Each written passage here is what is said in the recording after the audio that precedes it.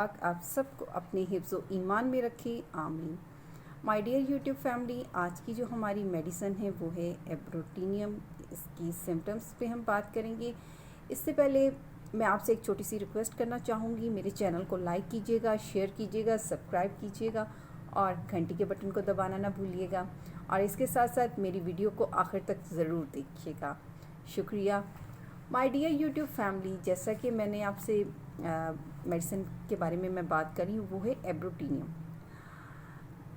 इस मेडिसिन की जो सिम्टम्स हैं उन पे हम बात करेंगे।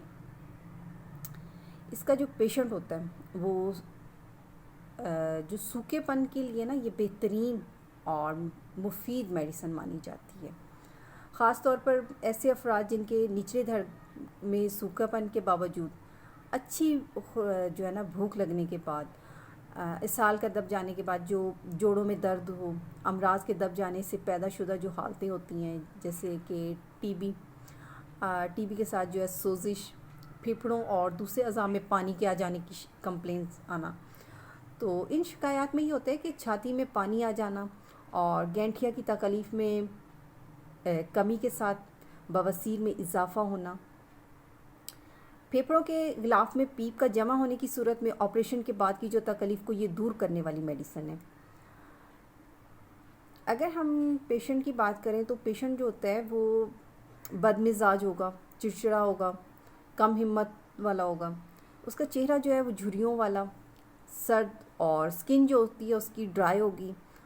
आँखें जो होती हैं उसकी वो बेरौनक होती हैं। ऐसे पेशेंट की जो स्टोमिक होती हैं उसमें मुंह का जायका जो होता है वो चिकना होता है। भूख अच्छी होने के बावजूद पेशेंट का जो बदन है वो दिन ब दिन जो है ना वो सूखता चला जाता है और खाना हज़म हुए बग़ैर ही निकल जाता है। स्टोमिक में पेशेंट को अक्सर पेन होती है।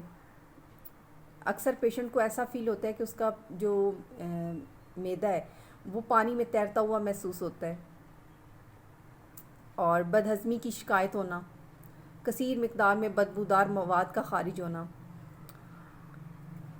पेशेंट को जो है ना पेट में सख्त गोले और अफारा जिसके साथ जो है ना वो कब्ज़ और इसहाल बारी बारी आते हैं।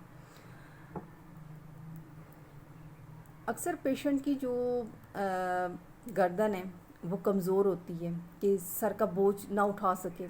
कमर जो है वो जो होती है वो कमज़ोर होती है, पुरदर्द होती है। कमर के जो ज़ेरी हिस्से हैं उनमें दर्द फैल जाता है